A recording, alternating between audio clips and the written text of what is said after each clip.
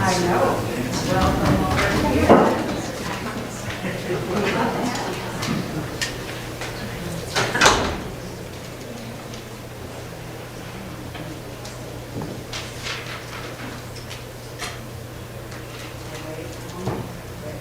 Okay. We are waiting for a ranking.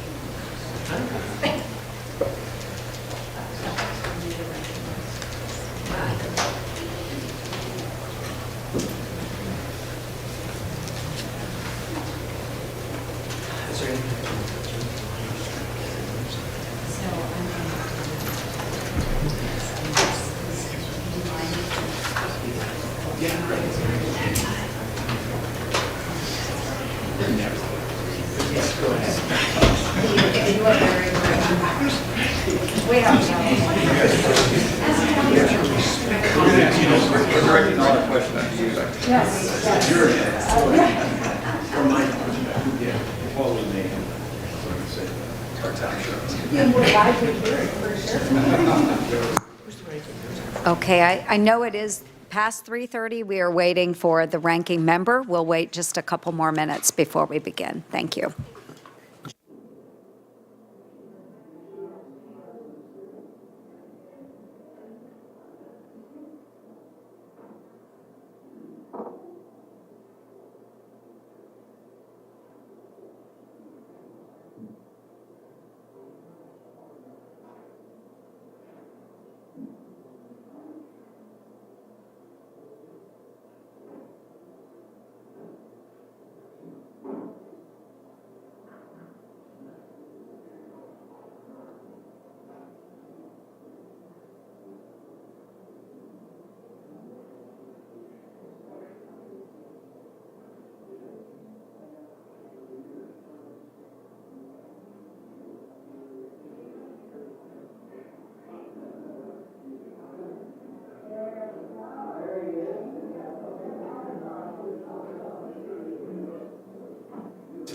Thank you.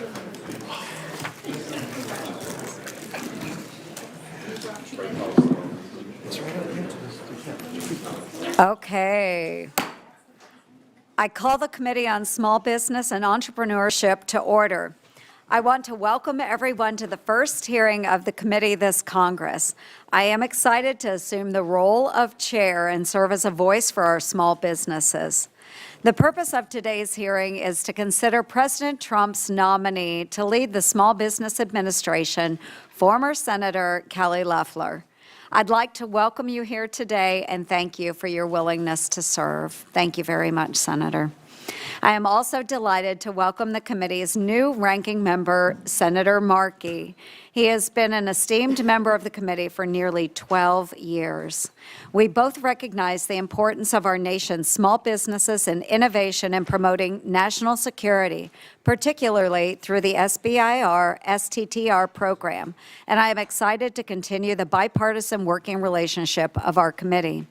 I would also like to welcome back our returning members and provide a warm welcome to all of our new members to the committee, Senators Curtis, Justice, Husted, and Schiff.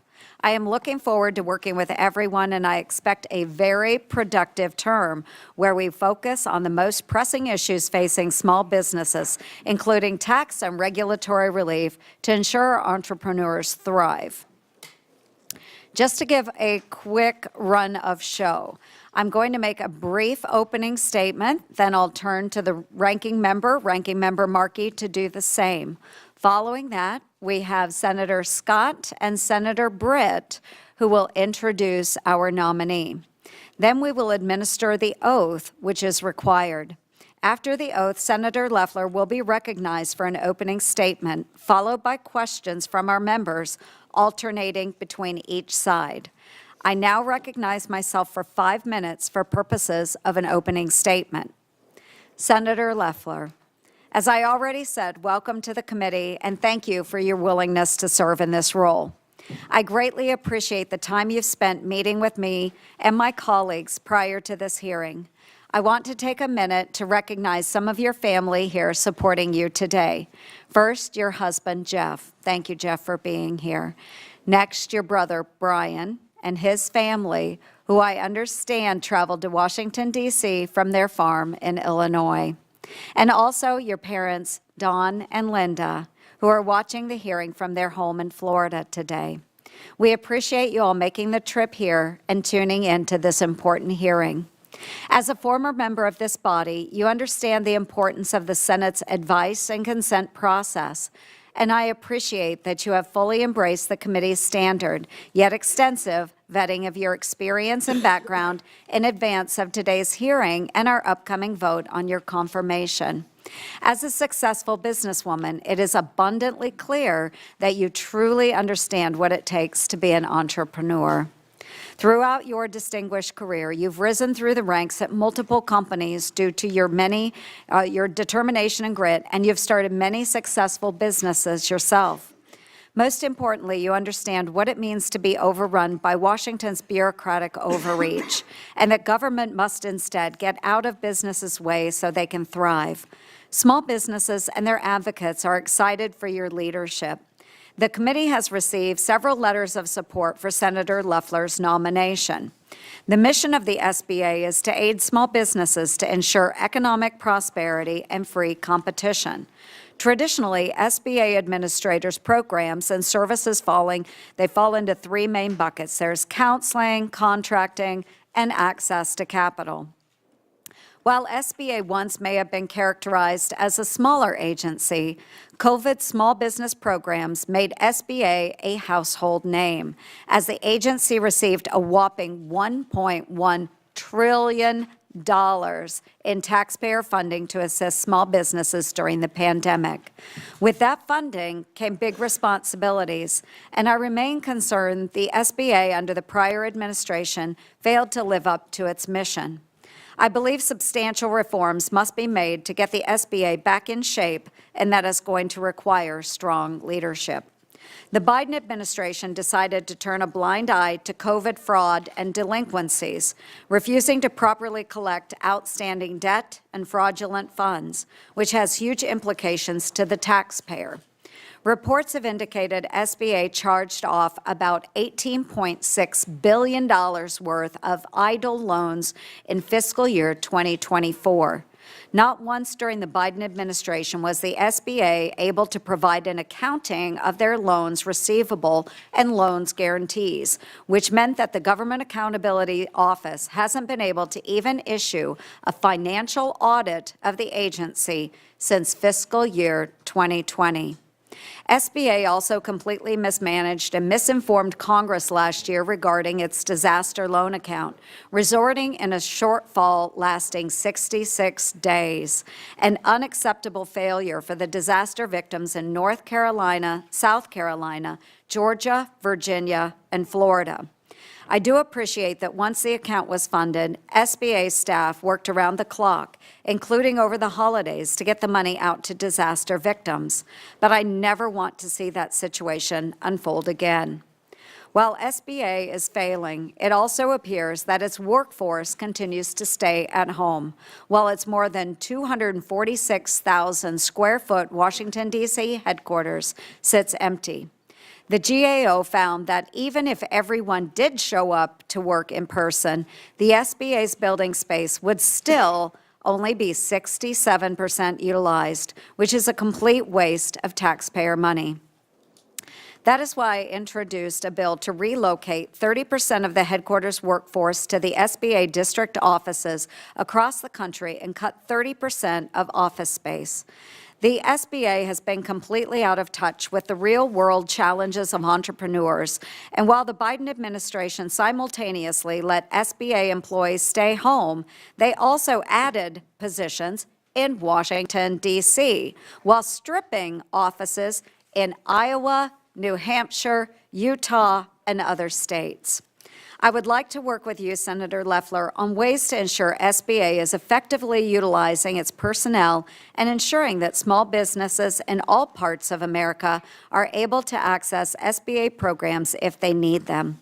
I've detailed these concerns and others regarding the mess you have to clean up from the Biden administration and potential landmines you will encounter in a letter to President Trump on day one of his new administration. I ask unanimous consent to enter this letter into the record. Without objection, so ordered. In Iowa, Main Street is in trouble, and I hear from my colleagues that this is true in their states across America. Small businesses are the lifeblood of our rural communities, and for too long under the Biden administration, they've been crushed with red tape and woke program requirements, with no one caring about how that affects the day-to-day operations. I see a great opportunity for the Trump administration and you, Kelly, to revitalize small businesses in America. Thank you again for being here, and I look forward to your testimony. I now recognize Ranking Member Markey for his opening statement. Thank you, Madam Chair, and congratulations to you. Welcome to everyone here. I'd like to take a moment to welcome the newest members of the committee. On the majority, it's Senator Curtis and Justice and Husted. Congratulations. And on the minority, Senator Schiff from California. I look forward to working with all of you. Senator Schiff, I extend my sympathies to you and the people of California. It's devastating to see the horrific damage caused by recent fires in your state. We stand with you in these challenging times. But unfortunately, climate disasters like those in California and that damage that was caused by just Hurricane Milton and Hurricane Helene in a 3-week period in September and October of last year, those 3 storms cost $500 billion worth of damage, much to small business. I mean, that's more than half of the defense budget of the United States. That's the damage caused by 3 storms in a very brief period of time, not counting all the other damage that's caused. And it's only going to get worse and more expensive unless we invest in long-term solutions to keep communities safe. We need to provide resources for small businesses in places such as California and the southeastern states to recover, to adapt, and to innovate. And I was looking forward to this hearing to discuss work together on behalf of America's 34 million small businesses, including more than 722,000 small businesses in Massachusetts. We have 7 million people in Massachusetts and 722,000 small businesses. That's our state's identity. It is small businesses. However, we find ourselves in a new reality, where programs across government can be cut at a moment's notice with a cryptic 2-page memo, leaving lawmakers and American families alike scrambling to figure out whether the government is open for business. Can a new business owner looking to open her beauty salon expect to close on an SBA loan and get her money on schedule? Yesterday, we heard conflicting answers out of the White House, and I can only imagine what that uncertainty does to a first-time small business trying to meet its expenses. Unacceptable. We can't allow a plumber or a child care provider in every town, America, someone that may have spent their entire life working for someone else and is ready to invest in themselves, to question whether their government will keep its word and stand behind them. Apparently, we also live in a new reality where more than a dozen inspectors general can be fired without notice or cause in clear violation of the law that required a 30 days notice.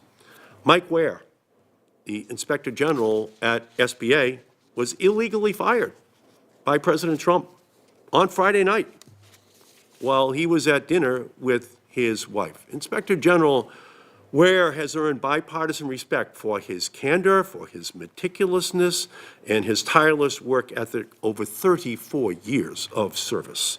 And because of his work, he was elected to actually chair the government-wide Council of Inspectors General. Having independent oversight at SBA is more important than ever given the breadth of its work. And I might add here that under Mike Ware's leadership as SBA's Inspector General, he collected $9 billion in COVID-related fraud. Mike Ware did that job, and he's the chair of all inspectors general, just for the record. He got fired on Friday night illegally with no notice, just wrong. Our job on this committee is to support small businesses and create a ruthless Darwinian marketplace that would bring a smile to Adam Smith.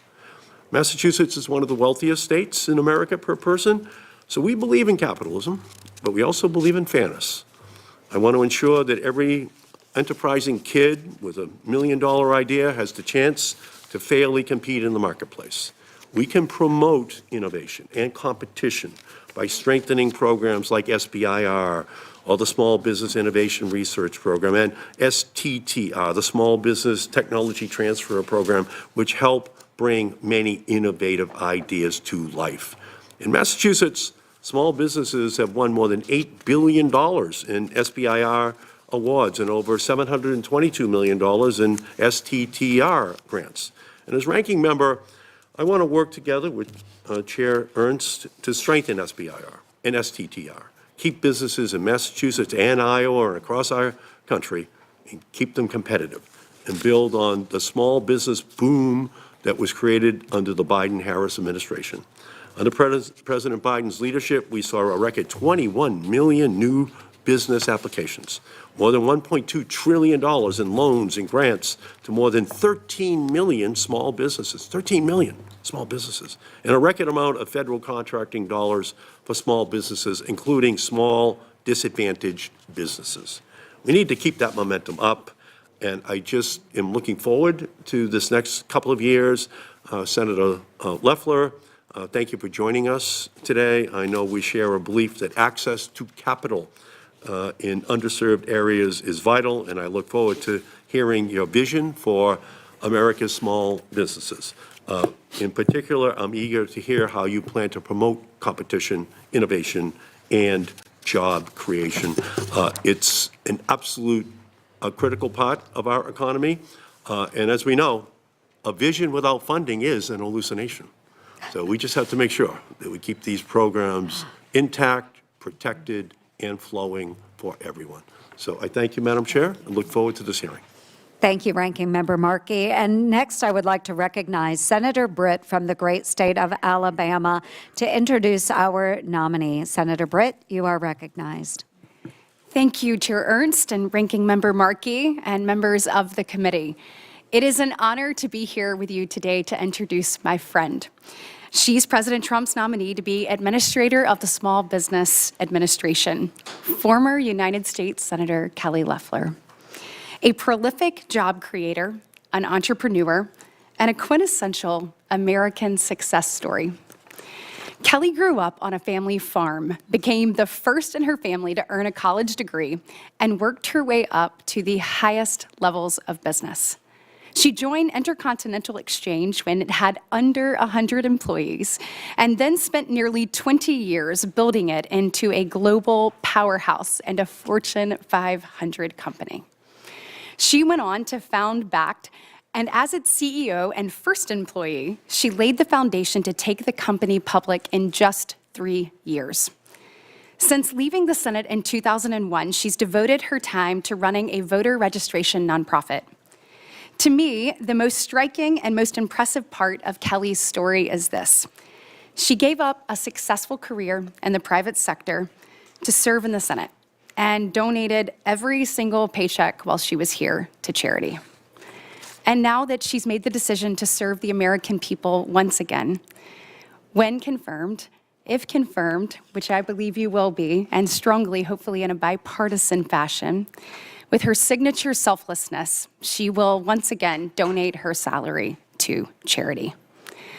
Kelly is the perfect choice to lead the SBA, and I want you to understand why this matters to me.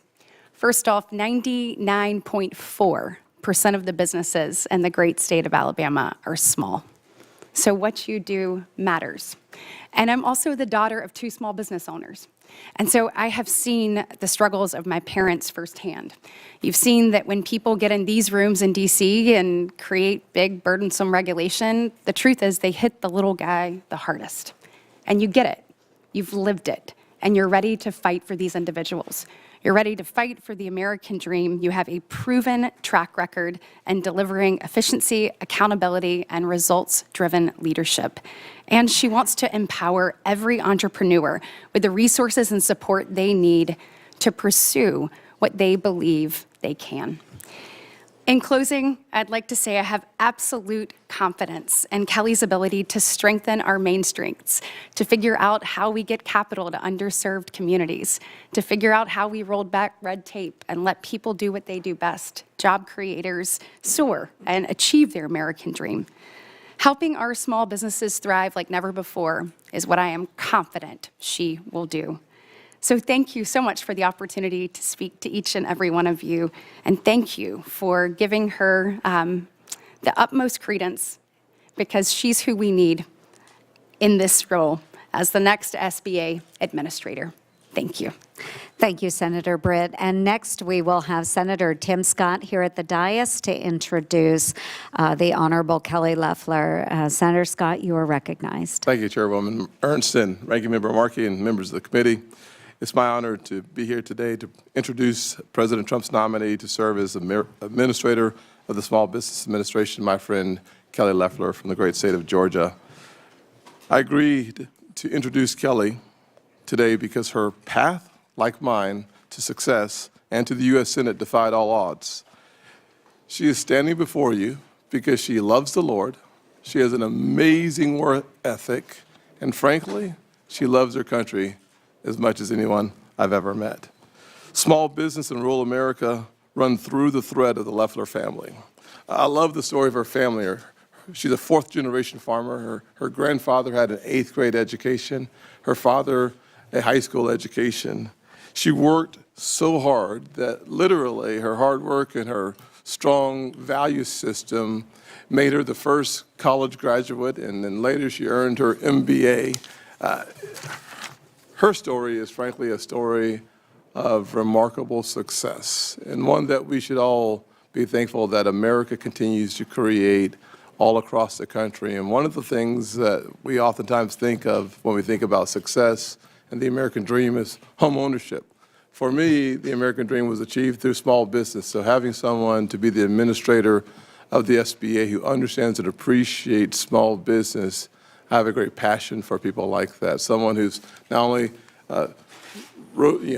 you're at the top of the food chain in business, but frankly, I prefer the part of your story that starts with a woman working her way at minimum wage jobs and working your way up that ladder. And we spend so much time talking about the top of the ladder that we forget that most of us have to climb that ladder rung by rung by rung, and you've done a marvelous job of doing that. One of the things I'd like to celebrate about her time in the United States Senate after being appointed in Georgia was that during the pandemic, we worked closely on relief for families and businesses across the South. We fought to improve access to the CARES funds to keep Main Street alive. You and I fought together to stop bad actors from taking advantage of fraudulent loans. And we backed President Trump's efforts to move supply chains from overseas, cut regulations, lower taxes, and empower American entrepreneurs to succeed. By the end of your term, you had passed 6 bills into law and delivered $47 billion of relief funds to Georgia, to their employees and to their small businesses. Kelly's career has been nothing short of amazing, proving that the American dream can be achieved through hard work, faith, with the right leaders in place. Kelly Loeffler is the right leader to put in place as the administrator at the SBA. Her proven track record is why we can have great confidence that the SBA will return to the gold standard under your leadership. I'll just stop there with my prepared remarks and simply say that as a small business owner for 15 years, I have great confidence in your ability to do the job. To my fellow members of this committee, I hope that you'll hear her out, but I'm also asking for you to vote for her, because it is time for us to right the ship, to focus on the underserved communities around this country, and to make sure that every single zip code in this nation has strong, powerful small businesses, because without small businesses, we will have high unemployment and low enthusiasm. Thank you for your time. Thank you, Senator Scott, for that kind introduction. Now, I will note that the vote has started, so if we have members further down the dais that would like to go vote now, please do so. Ms. Loeffler, if you would please rise, we'll swear you in. Okay, Ms. Loeffler, raise your right hand. And this is the tradition of the committee to swear in our nominees. So we are swearing in today Kelly Loefler to be administrator of the SBA. Please answer the following questions. Do you solemnly swear to tell the truth, the whole truth, and nothing but the truth, so help you God? I do. Should you be confirmed as administrator, are you willing to appear and testify before any duly constituted committee of Congress when requested to do so?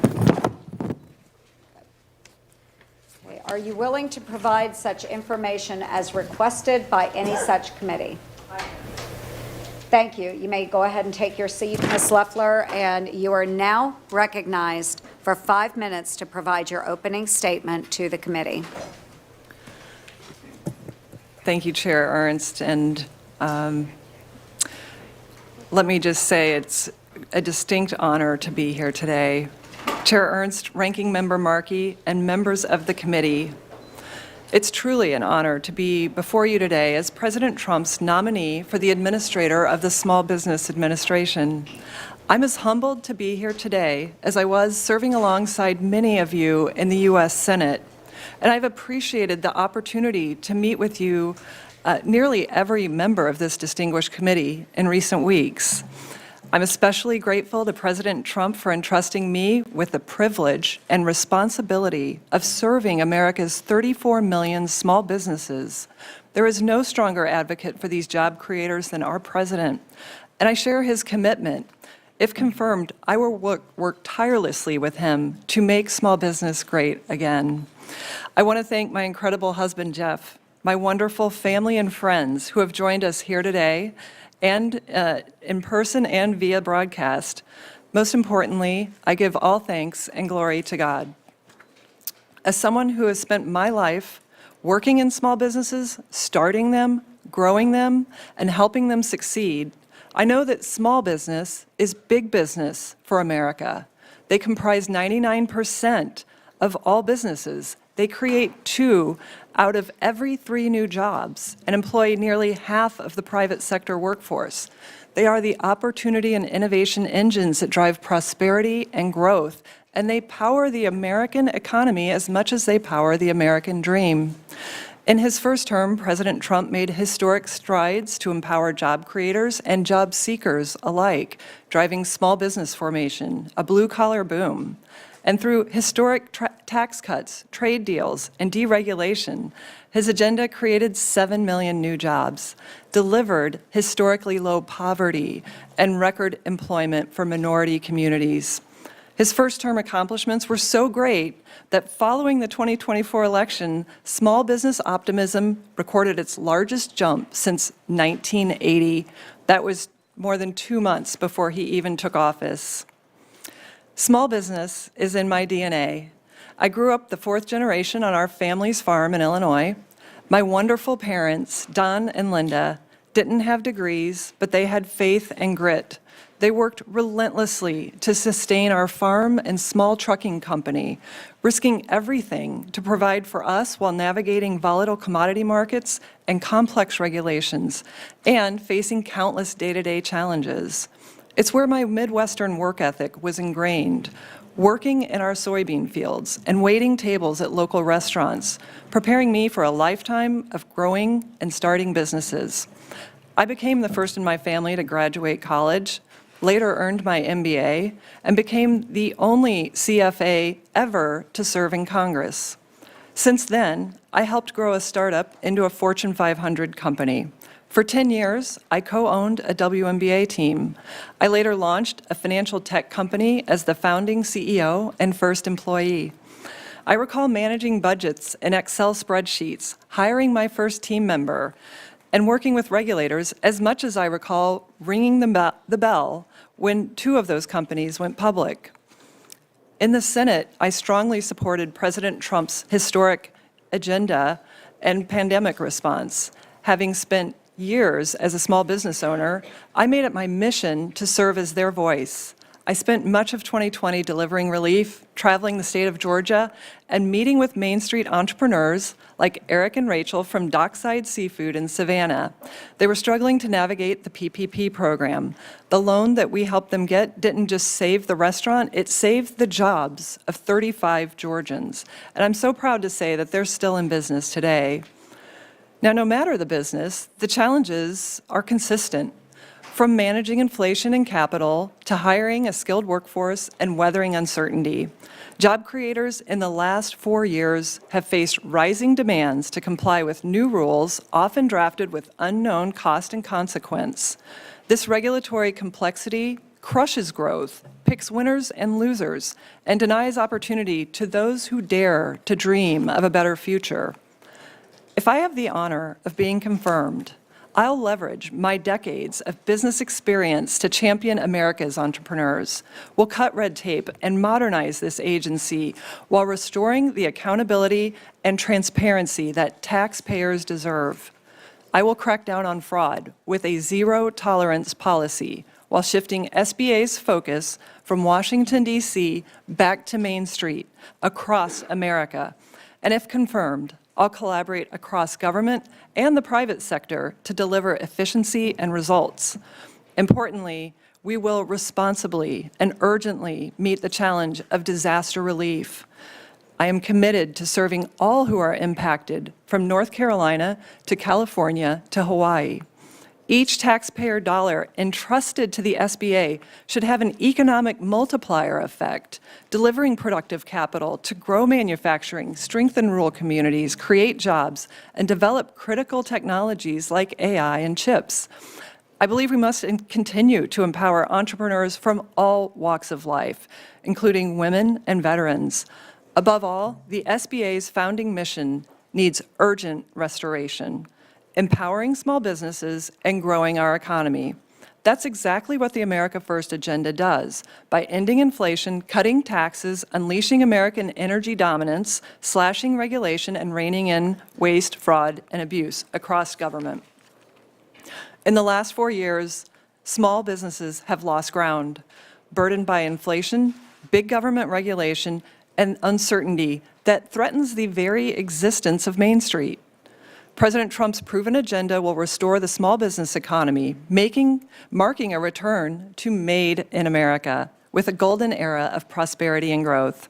At the SBA, that means meeting today's dynamic challenges alongside America's entrepreneurs, not by sitting in Washington or working from home. We will honor their jobs by doing ours. Small businesses are the risk takers, job creators, taxpayers, innovators, and the providers of first jobs to former waitresses like me. They represent the best of American free enterprise. Like President Trump, I've signed the front of a paycheck. We both understand there is nothing small about small business. Chair Ernst, Ranking Member Markey, and committee members, thank you for your dedication to small business. I welcome your questions, and I would be honored to earn your support to serve as the next administrator of the Small Business Administration. Thank you.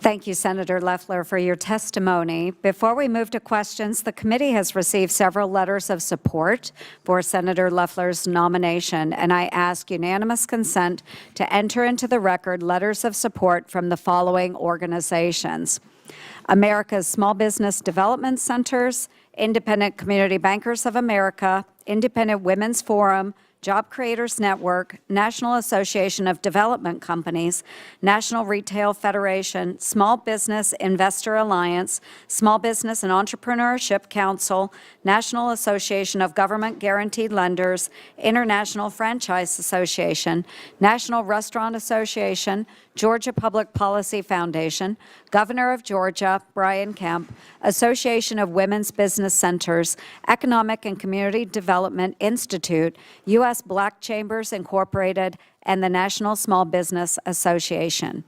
Without objection, so ordered. So at this time, we will go ahead and move on to questions. So I now recognize myself for 5 minutes of questions. Senator Loeffler. In our conversation, you made it clear that given your time in the Senate, you understand the role of Congress. You denoted, given your business experiences, you'd view us as your board and the taxpayers as your shareholders, with responsibilities to all of us to ensure the SBA moves forward in the right direction. Unfortunately, the Biden administration did not share this view. I repeatedly requested information, and those requests were ignored or fumbled. Can you commit to provide this committee with the documents and information it requests in a timely manner? Absolutely, Chair Ernst. I look forward to a collaborative and responsive relationship. Yes, and I think that is essential to a good partnership between Congress, the Small Business Administration, and our constituencies. That's who we serve. So thank you for that. Last year, SBA failed to alert or provide the committee with information before the agency ran out of funding for its disaster assistance program.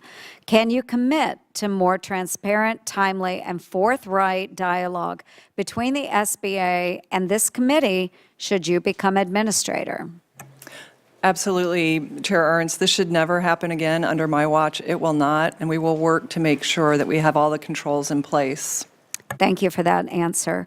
I'd like to move on to your goals and vision for the agency. Now, we know that it's extremely important to me that we right-size the SBA and get it on a clear course to deliver its mission. Within your first 100 days as administrator, what would be your primary goals and objectives to get the SBA back on track?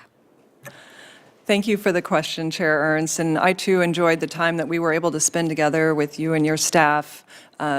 I think your leadership of this committee is critical, and I appreciate the work that you've done to date.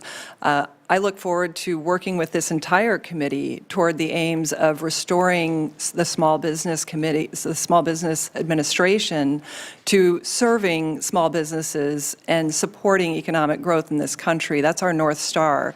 In order to do that, we must have accountability at this agency. It's in dire need of restoration, and that starts with shoring up the financial situation. The fact that this agency has not been able to pass an audit for 4 years is a disgrace.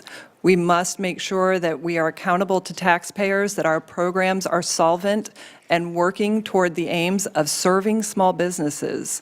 So obviously, we're going to get our financial house in order and do it quickly, and we're going to do that in addition to making sure the programs are working for small businesses and taxpayers.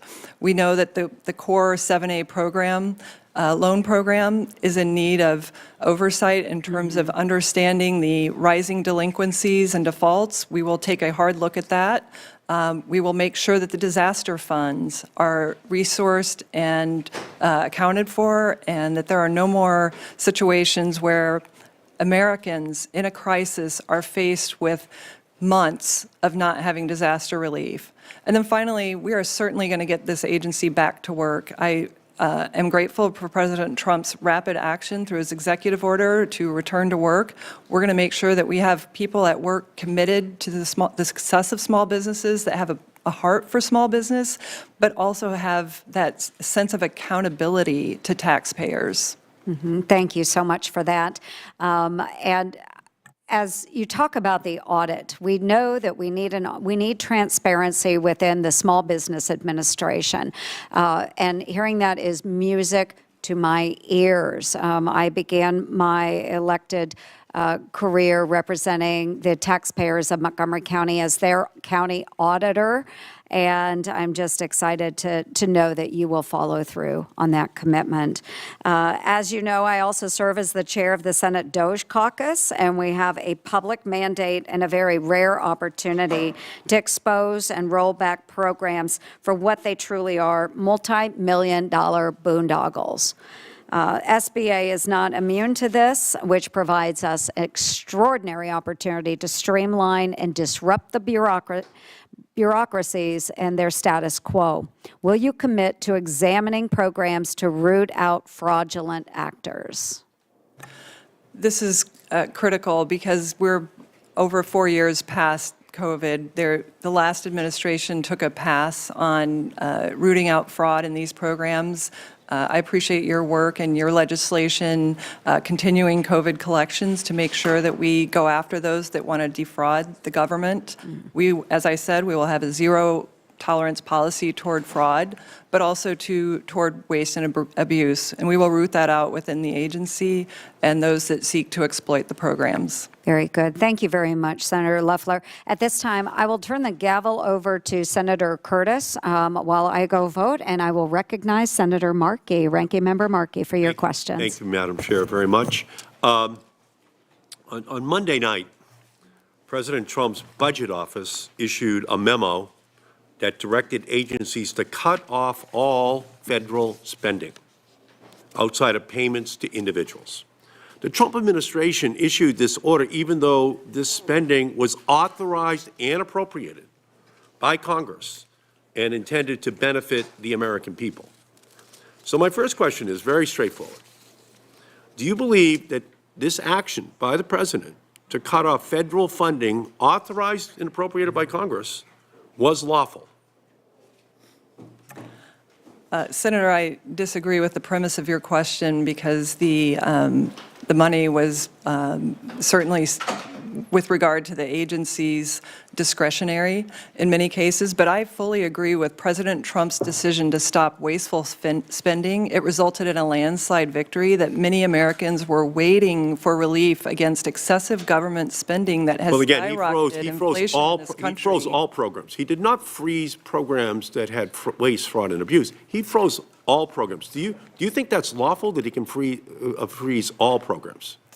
With all due respect, I completely disagree. Not all programs were frozen at all. He specifically in the OMB called out programs related to illegal DEI programs and programs that effectively linked to the Green New Deal that picks winners and losers. And so I think Americans breathed a sigh of relief when they saw that the waste, fraud, and abuse is going to get out of this government. It's going to No, wait a minute. No. On the next day, OMB did put out a statement saying funds for small businesses are not subject to the order.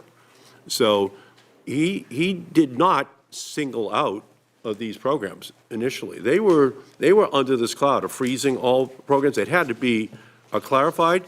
And that's good for small businesses, but only for now. This uncertainty, the cloud which was placed over the head of small businesses across the country, that could return at any moment. It's just a dangerous precedent that the President set. So, Senator, if I could add, there was no pause in the individual assistance. I hope that that you would hold President Trump to upholding the law. And if President Trump asked you to do anything illegal or unconstitutional in your role as SBA administrator, would you say no?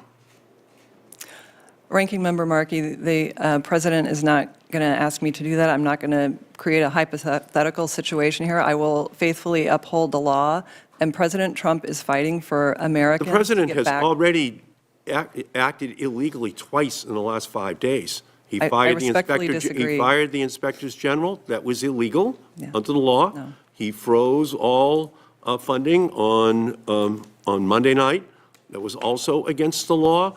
So it's not as though he won't ask you to do something illegal, unconstitutional. He's been doing it all week, and this is the first week. So let me move on. since its creation in 1982. Ranking Member Markey, if I could just, SBI for the record, note that these were not illegal actions. I support the president's actions. It's in his right to select the members of the executive branch. That's what he was doing. And he certainly president- is in the right to stop wasteful spending, as most president violated presidencies a do statute when they by come in to firing- cause wasteful spending. Thank you. No, the president violated a statute by firing the inspector general. It requires 30 days' notice. It's a statute passed by Congress, signed by a president. It's a violation of the law. He does not have the ability to be a king. Senator, I a believe dictator. there's precedent for He has this, to and he has it's in to his right as follow the head of the law. executive. Now, let me move on to SBIR, which has had staggering success across the country, and especially in Massachusetts.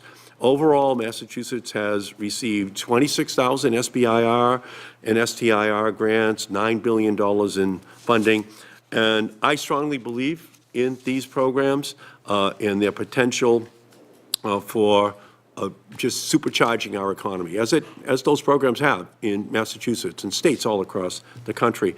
And when I met with you, you mentioned that SBIR awards should be awarded on a merit basis. And I agree wholeheartedly that merit drives innovation. So will you commit to working with me and the committee to ensuring that any SBIR, STTR reauthorization effort maintains a merit-based process and does not limit innovation? Absolutely, Ranking Member Markey. If I have the honor of being confirmed, I will look forward to working with you, and I know we have a lot of common ground in support of small businesses, particularly the SBIR. And for those watching, it's the Small Business Innovation Research Program that allows the United States to be at the forefront of technological, biomedical, and other types of national security related technology, research, and innovation that is so important to this country. Thank you. Okay, thank you. Thank you, Mr. Chairman. I now yield 5 minutes to myself. And I'm so pleased, Senator, to have you with us, and we'll call you Senator, at least for now. When you came into my office, I really appreciated the connection we made about small businesses in our own lives and in your family's lives. And like many of the members here, we can all identify with the statistics in our state. I don't think they're very different. In mine, it's 99% a small business. Over half of all the employees in the state are small business. And it's such an important part of our economy, yet they often lack resources and don't have some of the advantages of larger businesses. And one of the things we discussed when you were in my office is how to best hook up the resources of your administration with those small businesses in our state. You were generous, I think, if I remember correctly, to offer to come out to our state. And I'm getting a nod of the head, so I'm going to take a yes for that. And I think as part of that, not just you coming out, but helping educate my small businesses about what's available to them and how they can access those. So we'll look forward to your visit.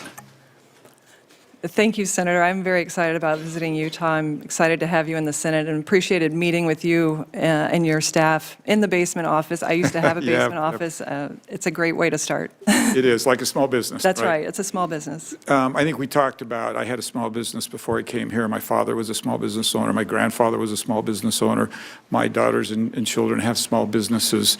And one of the things that I don't think America realizes is that most of these small businesses struggle just to keep the lights on, right? It's hard, paycheck to paycheck.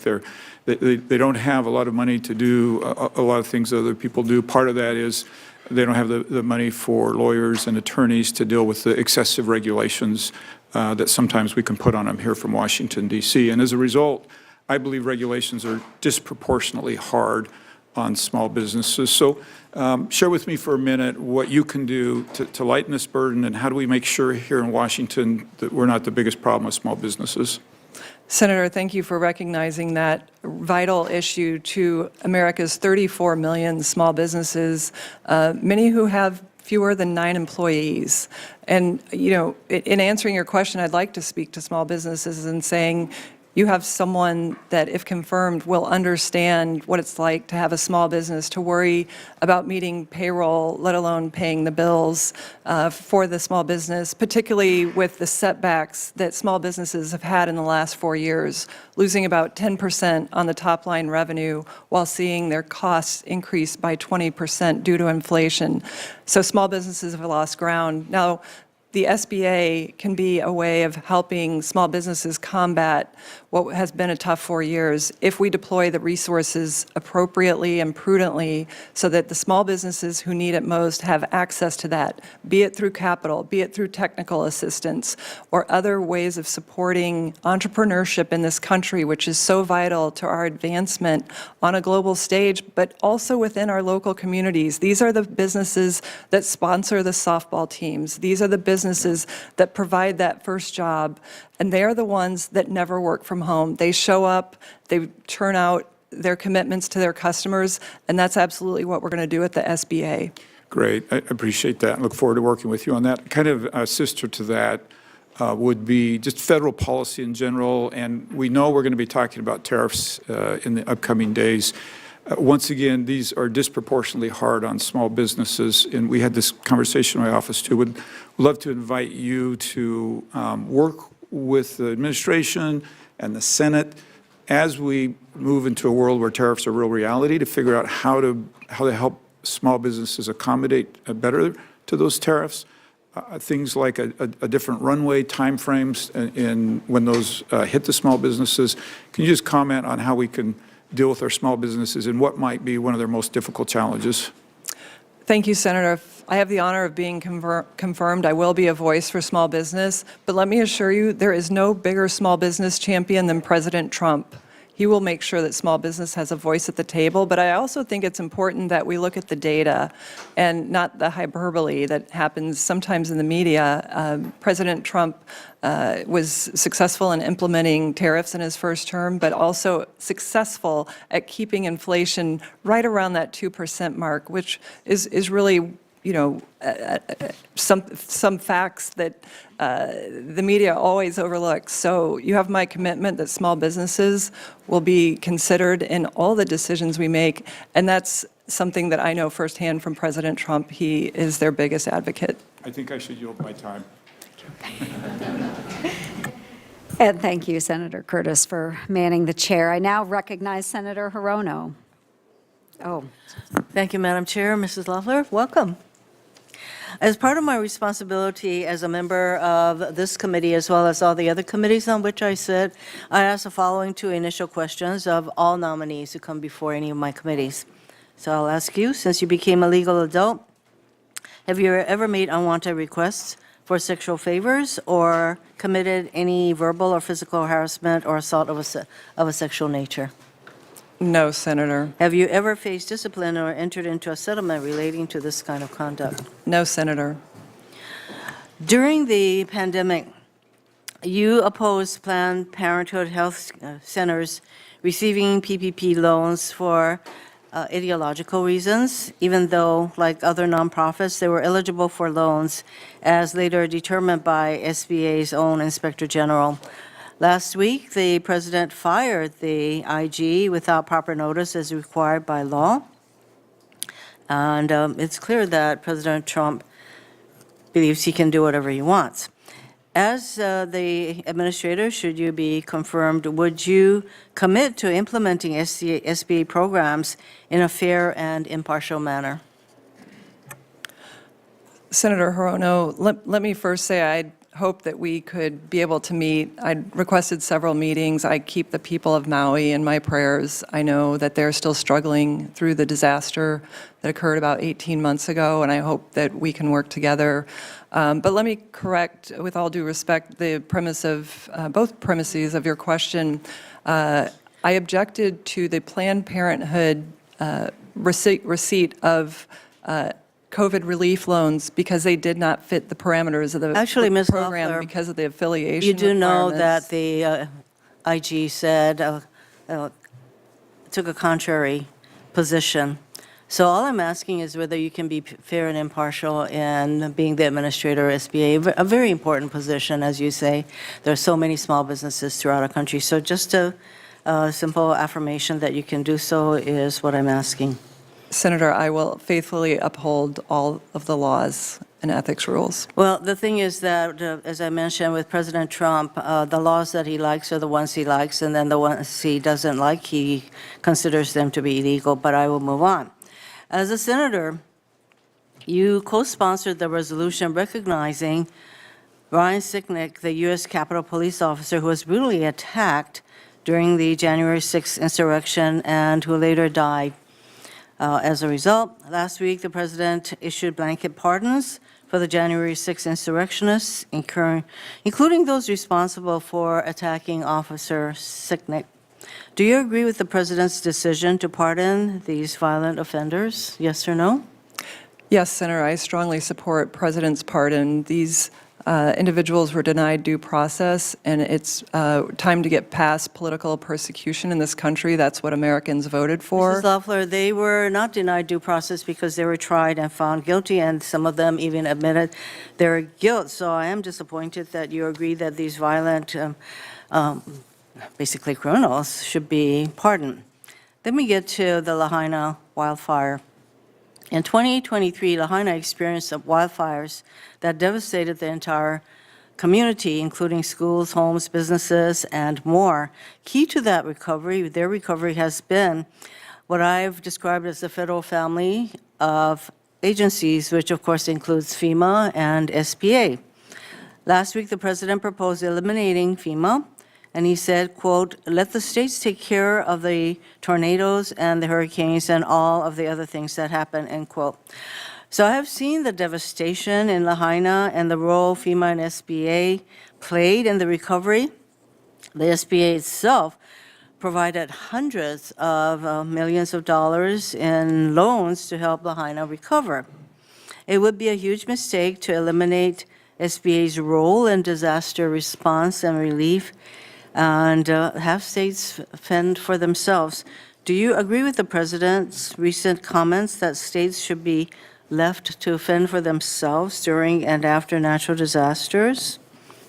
That's another yes or no question. Senator, I disagree with the premise. The president strongly supports disaster relief. He was on the ground just last week in North Carolina. Well, unfortunately, and he California. also said I also that mentioned states- Hawaii in my opening remarks, that we do support the continued relief there. So you support the continuing involvement of the SBA in recovery? Yeah, and the president's been clear that Thank you. individual assistance will not be paused. I'm glad you do, and that you support the continuing important role of SBA. You know, when you were running for U.S. Senate, time flies. Yes, the senator's So, time I- has expired. I think, are you having a second round? We can do a second round, yes, Senator If not, Hirono. I'll certainly submit questions for the record. Thank you. Thank you, Senator Hirono. Next, I will recognize Senator Budd for 5 minutes of questions. Thank the chair. Senator Loeffler, congratulations on your nomination. Thanks to your family and your friends for being here and for leaving your role in private work twice to serve our country. So thank you for what you're willing to do. Your state and my state and several others have gone through quite a lot since late September with Hurricane Helene. In the moments where I wasn't in Western North Carolina myself, I was able to see, was able to look up and see a television, it was you standing there, I believe it was in Valdosta, with President Trump, committing that if he were reelected, he would support. He's lived up to that. He's been back to Western North Carolina. I believe he's our rebuilder in chief. So one of the things that we saw was that the SBA under President Biden, it failed to notify Congress in a timely manner about the depletion of the Disaster Relief Fund and didn't fulfill their reporting requirements along the way. So if confirmed, how would you ensure timely and accurate reporting to Congress regarding disaster loan account balances and funding needs, and how would you address the transparency failures that we saw during the Biden administration? Thank you for this important question, Senator, and let me assure you my prayers are with the people of Western North Carolina.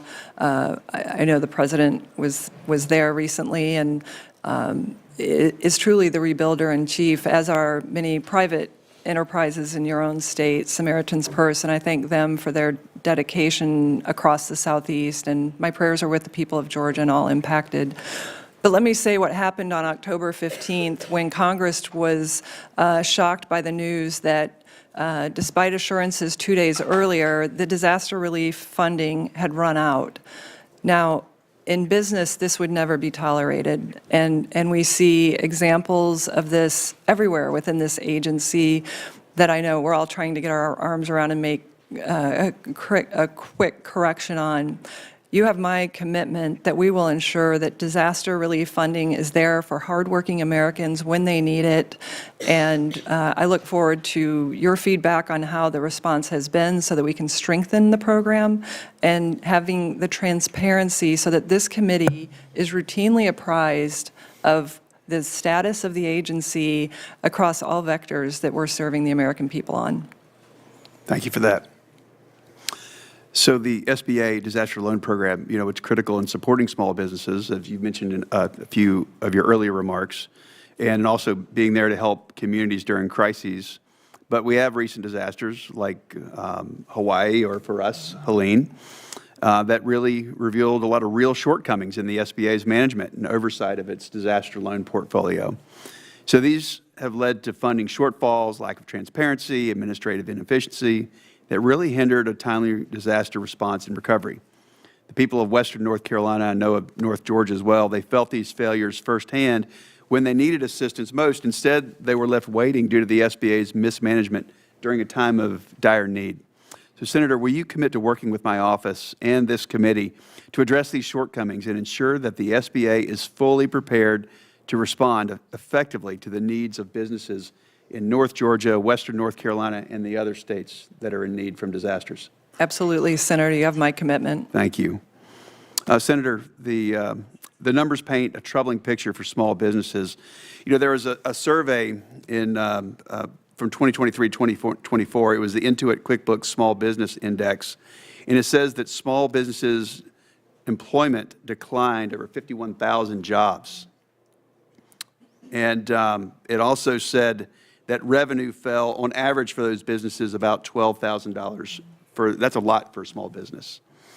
So, and that's also the steepest year-over-year decline since the Obama administration of 2015.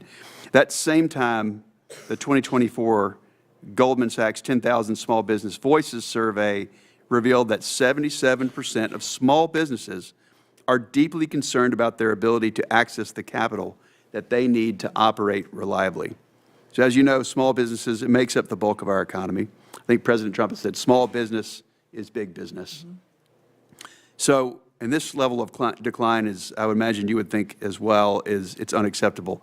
So under your and President Trump's leadership, how can we expect to see a new golden age for our small businesses?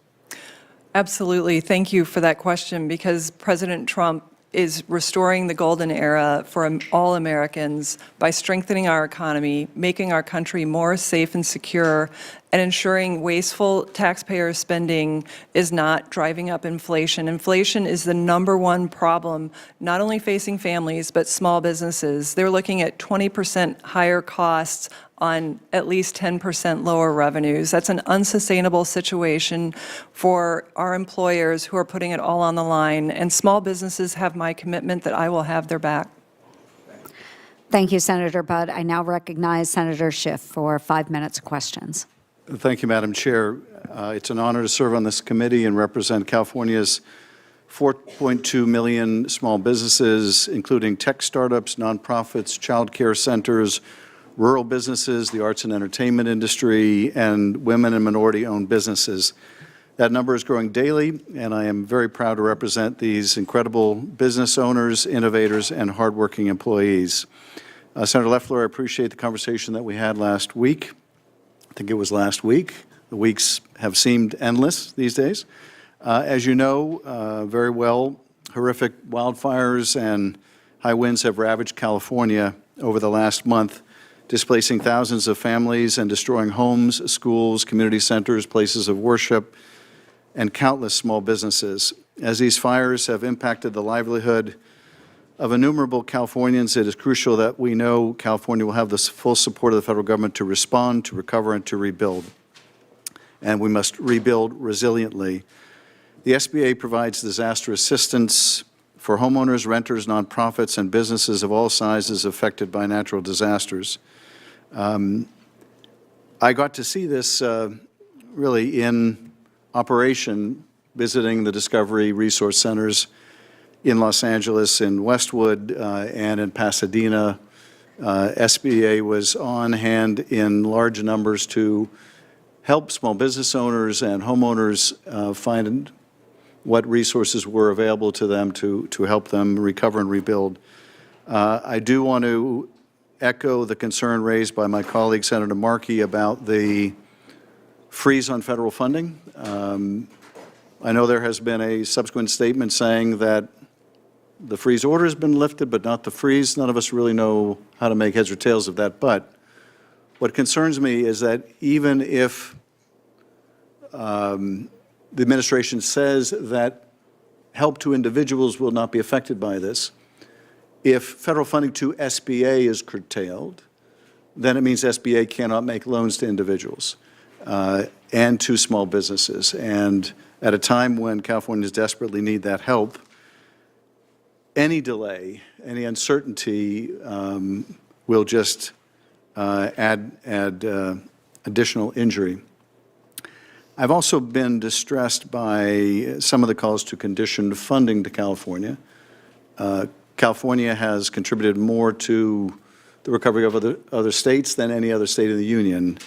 And I want to ask you, first of all, to recommit to something we discussed privately, and that is to ensuring, if confirmed, that all states, not just California, but all states receive speedy relief for disaster victims and survivors without regard for whether a state is red or blue or green or yellow or anything else. Are you committed to, in a colorblind, political affiliation blind way, make sure that SBA assistance is speedily provided to small businesses in every state? Senator, I appreciated our time in being in your office and discussing this important matter. Obviously, my prayers are with California, but our efforts will be there as well. As President Trump demonstrated by his first official trip, typically presidents might fly outside the country. He went to California. He immediately appointed a task force, getting the very capable Rick Grinnell involved. I think the president's actions have demonstrated his support for disaster relief. He's done it effectively in his last term, and I will support his efforts and leadership to ensure the people of California have the resources they need under President Trump's leadership.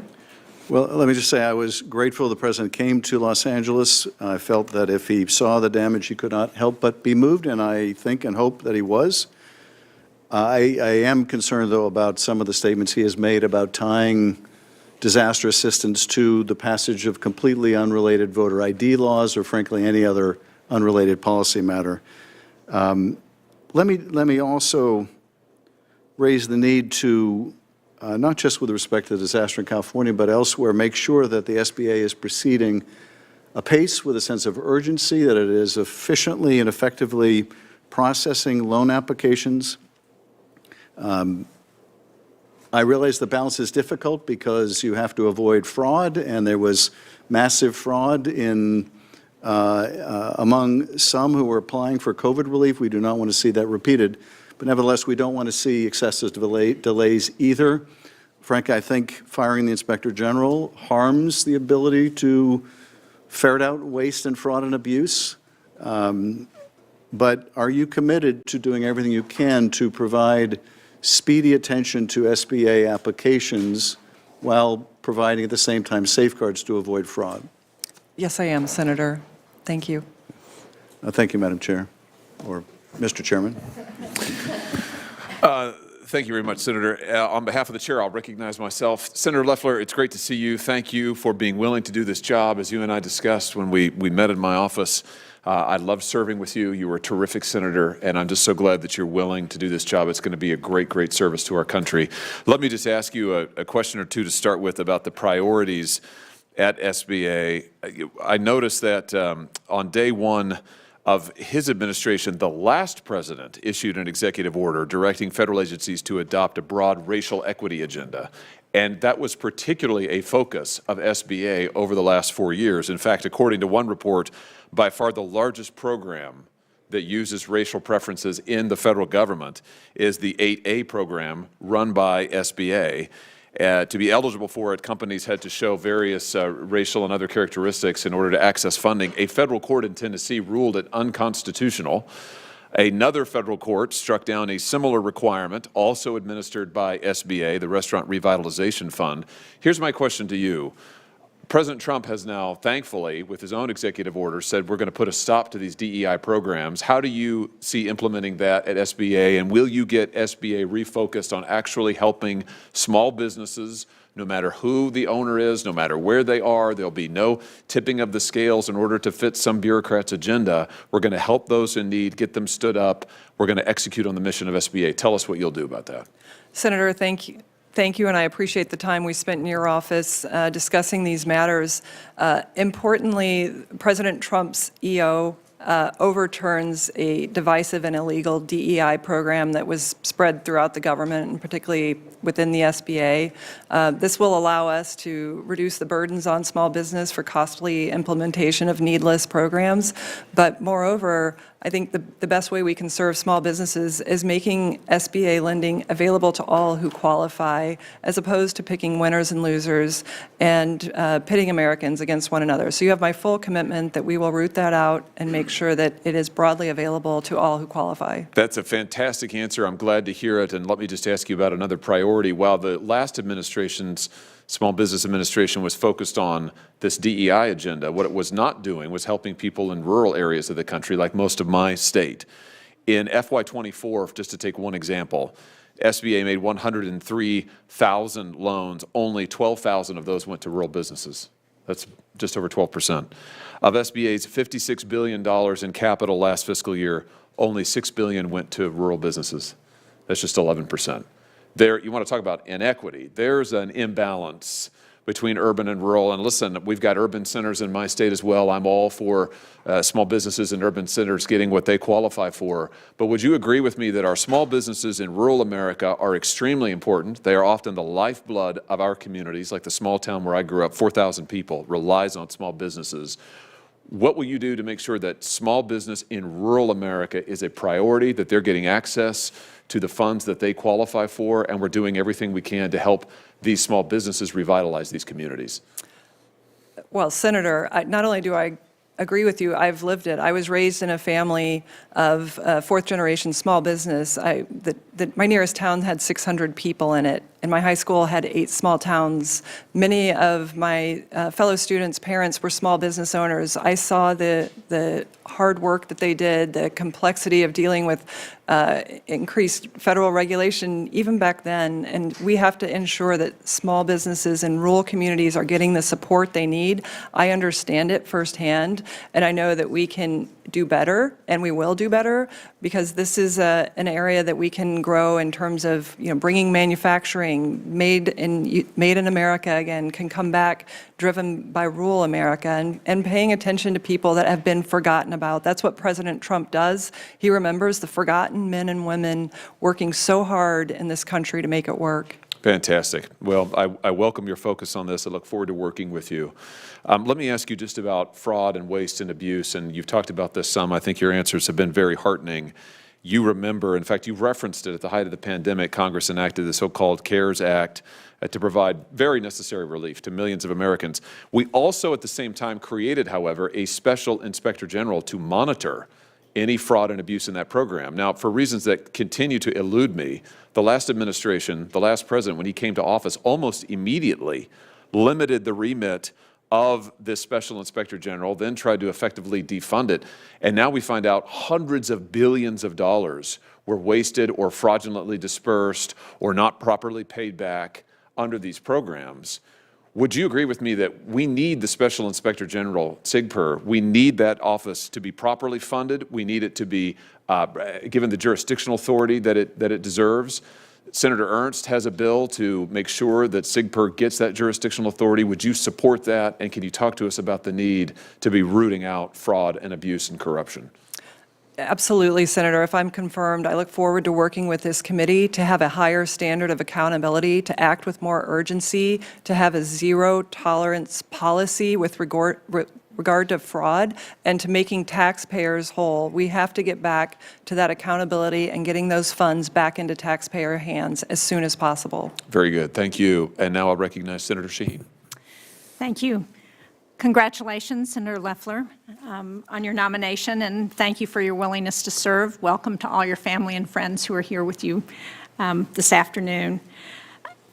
New Hampshire, like many of the states represented on this committee, has over 99% of its businesses who are small businesses. I certainly agree with the fact that small businesses are the lifeblood of this country. 2/3 of jobs are created from small businesses. My favorite statistic about our small businesses is that they create 16 times more patents than large businesses. So it's critical that we provide assistance to ensure that they thrive. Now, I heard from one of our businesses in New Hampshire yesterday that sells agricultural equipment to universities, and they help research feed efficiency to help farmers. He was worried that the halt to funding this week, so the order that freezes spending, caused him to worry about his businesses. So what would you say to that business owner so that they're reassured that their orders are going to continue? Senator, I appreciate the chance to meet with you in your office and with your staff and your leadership in this committee as well. Certainly, the facts are that no individual assistance was or is part of that pause.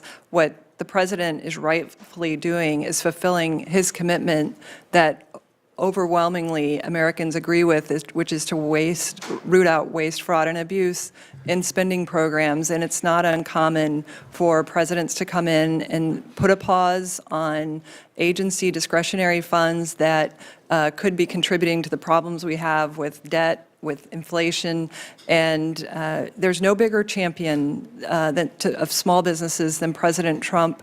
He's told me personally that small business is big business, and he gets it. So small businesses can be assured that they will have a champion in me as well. Having been raised in a small family business, I know the risks that small business operators bear every day, and we will ensure that they have a voice in this administration, and they do. Well, I certainly agree that it's reasonable to review how programs are working, and that we all should be in favor of getting rid of waste, fraud, and abuse. That doesn't help anybody. I think what's unprecedented about the current situation is the uncertainty that it creates for so many of the people who benefit from those programs, and the fact that it's so broad and far-reaching. I enjoyed the opportunity to meet with you, and thank you for coming in and talking. One of the things that we discussed was the importance of our field offices within the SBA, and I was pleased that Chair Ernst mentioned the importance of ensuring that we keep people in the field offices and not reduce those staff members, because that's where so much of the help for our small businesses comes from. So can you reassure us that you will focus to make sure that the district offices have the support they need and are able to staff up in the way that helps our small businesses? Absolutely, Senator. If confirmed, I can assure you we will put an emphasis on the field. And we have in the SBA 10 regional offices and then 68 field district offices.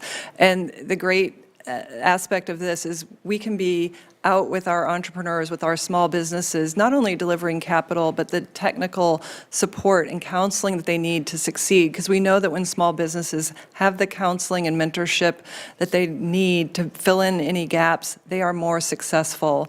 And I've heard so many great stories from small businesses, I know you hear them every day, who rely on just that extra little help to become successful. I've seen them in our own community. So you have my commitment, and I look forward to visiting your state as well. Good, thank you. We look forward to having you come to New Hampshire. One of the most important roles you will have is as a spokesperson for small businesses. I was pleased that President Trump continues to maintain the SBA administrator as a member of his cabinet. I think that's very important. And one of the issues that I've been proud to work on that I think we need to continue to focus on for our small businesses is helping them access foreign markets, because so many 99% of markets are outside of the United States, but only about 3% of small and medium-sized businesses do business outside of the United States. I was proud to help create the State Trade Expansion Program, the STEP program. I would hope that, again, you would commit to continuing to support that program and helping our small businesses get into those international markets. Certainly, the STEP program is a very appealing program to understand how we can broaden our work with exports, and small businesses can play a tremendous role there. I look forward to working with you and the entire committee to see where we can broaden the export program and make this more efficient and to deliver more wins for small businesses. Thank you. Thank you, Madam Chair. Great. Thank you, Senator Shaheen. I'll recognize Senator Young for 5 minutes. Thank you, Madam Chair. Welcome, Senator Loeffler. It's great to see you here today, and congrats once again on this nomination. It's good to see your husband, Jeff, a Hoosier, fellow Midwesterner, behind you as well. When my father heard not only that I was elected to the United States Senate, but that I was going to sit on the Small Business Committee in the U.S. Senate, I can't tell you how excited he was.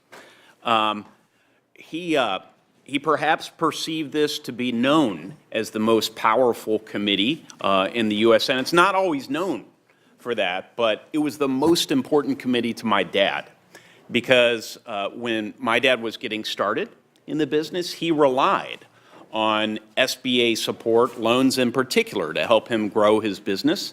And for him, this was the most important committee. And you know, there's a certain wisdom to that. As you travel around, as we travel around our various states, we see that most jobs these days are actually created not by large enterprises, because those come and those go.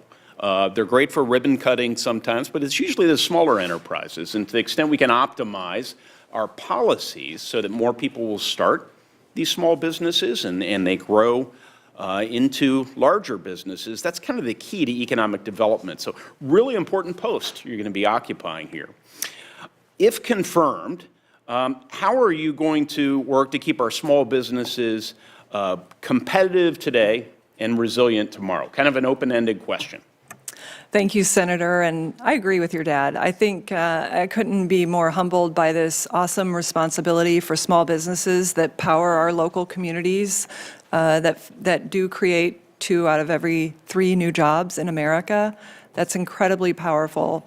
So, you know, I think there's a number of things we can do to make small business more competitive. First of all, respecting that small business is about free enterprise and it's not about the government. So we have to look at ourselves and say, what are we doing within this agency to make it harder for small businesses to access capital, to access perhaps government contracting or counseling? Are we there for them?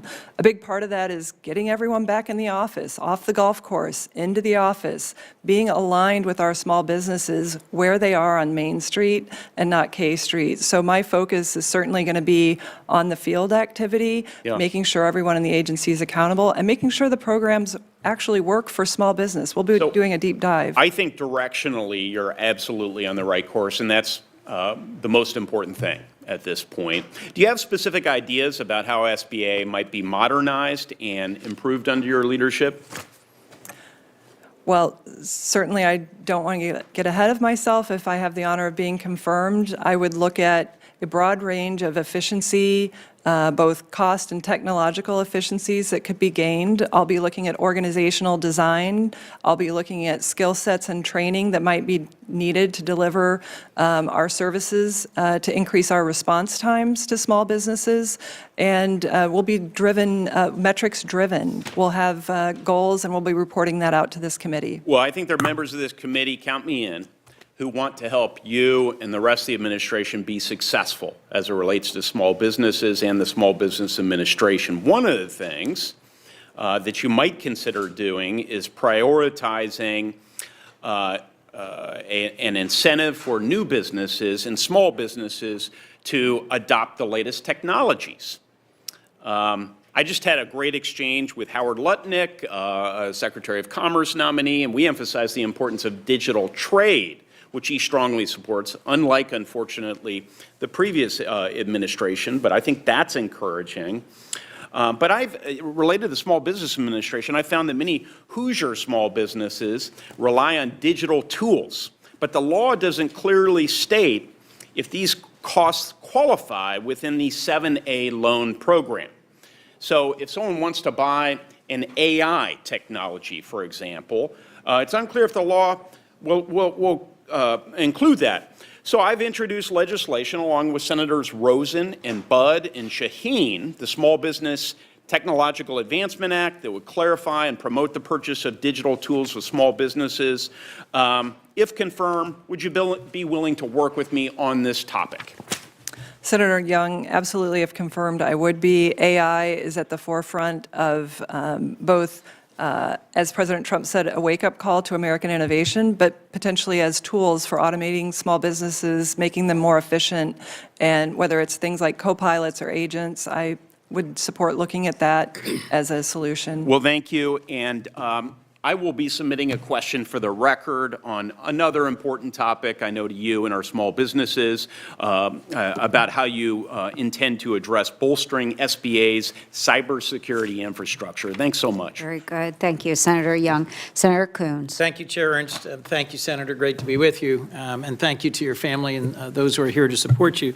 As I hope you know, your predecessor in this position in the previous two administrations, I've had a particularly strong working relationship with. SBA Administrator McMahon came to visit Delaware several times. We worked well together. I would agree. My dad said the same thing to Senator Young's comment. My dad started and ran a small manufacturing business, and he thought this was the most exciting committee I could possibly on. And it has been in the past a very productive committee. My hope is that we will get back to churning out legislation that works with you, that we will appropriately authorize and appropriate funds, review funds and programs. When we had a chance to meet 2 weeks ago, one of the programs I brought up was SCORE, which I suspect everyone knows was founded in Wilmington, Delaware. That's my obsession with SCORE. But I think one of the highest federally appropriated dollar for actual impact programs in history. There's more than 10,000 volunteers through SCORE who deliver roughly 4 million hours a year of free business plan consulting. SCORE clients return $59 in tax revenue for every dollar appropriated to SCORE. It needs to be reauthorized. We need to look at it to ensure it's operating well and that there's accountability. Would you support SCORE and its reauthorization and work with me to achieve a bipartisan reauthorization if confirmed? Senator Coons, I thank you for the time you shared in your office. I was also just delighted to hear now about your dad's sentiments. I agree. And I look forward to working with you to review SCORE, see how it can be made more robust, and to evaluating the program and sharing all of that data with this committee so that we have a very collaborative approach to ensuring our efforts are making a difference for small businesses. As you note, it's definitely had an impact, and we want to make sure that programs that work are made available to more entrepreneurs. Well, those 10,000 volunteers help more than 300,000 entrepreneurs, so I'm very hopeful we can work together on that. A piece of legislation Senator Rubio and I, now Secretary Rubio and I, worked on for several Congresses was to help make sure that SBIR grantees actually produce commercialized technology. About half of SBIR awards lead to commercialized technology, but half don't. And this would specifically authorize some of the pre-market scale-up costs through SBIR. It's called the Ramp for Innovators Act. The SBA plays a critical role in coordinating SBIR activities across the whole government. I'd be interested in what your priorities would be for SBIR as a program and whether you would help work with us on reauthorization and ensuring that it doesn't just fund endless research, but actually funds the leap to the marketplace. Absolutely, Senator. I think the small business innovation research grants are critical to solving some of the challenges America has in scaling our technological innovations quickly. The program gives more dry powder and runway to these important technological breakthroughs, whether in the area of bioscience, technology, AI, drones, mission-critical things to our national defense that would not be possible without the support of research institutions. So I look forward to collaborating with this entire committee on the reauthorization and reviewing the program for where it can be strengthened to produce more efficient results, and to highlighting some of the wins to ensure that these are wins that generate a powerful return on taxpayer investments. Another concern I've expressed in previous Congresses is the amount of federal contracting money that's going to small businesses. Small businesses continue to get a robust piece of the total federal pie. I think it's 28%, which exceeds the target, but it's for a smaller and smaller number of larger and larger small business firms. I'd also be interested in working with you to make sure that we actually are contracting federally as broadly as possible to as many small businesses as possible.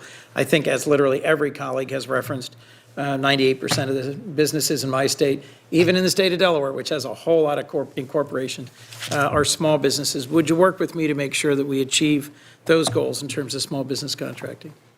Absolutely, Senator. If confirmed, I would like to work with you on that. I do agree that this program is vital for small businesses to have an awareness of and to have access to the program. If the programs become too complex that only a select few can find their way in, that voids the program's foundational beginnings. So I would look forward to working with the entire committee to ensure small businesses have an additional path to success. And I also wanted to acknowledge Administrator McMahon and her great work, and I hope that we can have the same constructive, collaborative, great relationship working for small businesses. Thank you. I look forward to it. Thank you, Senator. Thank you, Senator Coons. Senator Husted. Thank you, Chair Ernst, and Ranking Member and my fellow colleagues. Great to join you on the Small Business Committee. And Senator Loeffler, congratulations on your nomination, and look forward to supporting you when your nomination comes to the Senate floor. I know you are entering this job at a difficult time, in the sense that there have been a lot of questions about fraud that occurred and lost money that has occurred during the pandemic. And there will be an expectation of accountability, which there should be for every tax dollar we spend. But at the same time, we know that speed is, time is money in business, and small businesses, particularly during a time of natural disaster, or when they're just really trying to be able to make ends meet to keep the business open, and they may need help from the SBA, so that time is also so very important. So just give me some insights into the committee and to how you expect to balance that, accountability and speed. Thank you, Senator, and thank you for making time to meet in your first week here in the Senate. I enjoyed our conversation, and know that small businesses have a champion based on your work in Ohio for them. You ask a critically important question about accountability of these programs. Americans are expecting them to be there when they need them. When they're not, it creates yet another layer of uncertainty at a time of devastation, or at least uncertainty if you're forming a small business. So certainly what we need to do is have a review of these programs, what's working, what's not working, and make sure that it's data-driven, that we look holistically across the 7A program, the disaster relief program, and understanding what went wrong, what are the parameters of the program, where have we gone outside the parameters and why, and what work we might do with Congress to strengthen these programs so that they're accessible. Obviously, Chair Ernst has pointed out rising delinquencies in the 7A loan program, rising delayed payments, or early defaults, and these are the types of things that red flags should be put up sooner. We need greater accountability in this agency, and certainly we can't find out 2 days later, when we had assurances that there was a disaster fund ready for hurricane victims, that it's actually dry. That's an abuse of taxpayer dollars and of the program, and we need to get to the bottom of it. So you have my assurance that, if confirmed, we will work closely to be a steward of taxpayer dollars, be accountable to this committee. And I know President Trump strongly supports the small business community having the resources they need in an efficient manner that respects taxpayer dollars. Because let's face it, the 7A loan program, the bread and butter loans that small businesses use to start, is meant to operate at a zero subsidy, meaning taxpayers do not fund these programs. They should pay for themselves when they operate appropriately. And they generally do that, but we're in a position right now, as this year starts, that may not happen, so we need to investigate that. Great. One more thought. One of the things that I always talk to my team about is customer service. How do we serve people well? And then are we listening to our customer, and then what are they telling us, and then how are we turning that information back to into change, enhancements, things like that we can do. So I'm interested in your thoughts on how you intend to do that, and then encourage you to let us know what you learn so that we can be better in what we do and how we serve those same customers. This is an area that I really look forward to getting into. The field program, the field operation that SBA has could be incredibly powerful to increasing responsiveness, to tailoring programs that are more efficient to deliver resources to small businesses in a way that the original formation of the agency's intent was meant to do. So I think, first of all, getting people back to work, getting people out in the field, tracking the data and using that feedback loop, looking at how long our case times are open. How long is a case open when someone comes to us with a question? How long do they have to wait on the phone for someone to answer it? When you're a small business person, you don't have any extra time. And I think what small businesses want to know is that there are people at this agency that understand the challenges and the complexities that they already deal with, and this agency doesn't need to be one of them. So we want to be part of the solution, not the problem. Great. Thank you. Wonderful. Thank you, and welcome to the committee. Senator Rosen, 5 minutes, please. Well, thank you, Chair Ernst, Ranking Member Markey, for holding this hearing, and Senator Loeffler. When you came to the Senate, your office was across of mine from Russell, and appreciate your service to the nation. You know how this place works, and your willingness to serve again. And I, too, have had a great relationship with all the past administrators under both administrations, because small business matters, and I look forward to having the same ones with you. And our discussions, we talked about the challenges and the resources, and just being able to get to the people who need it and help them do what is their dream or their idea.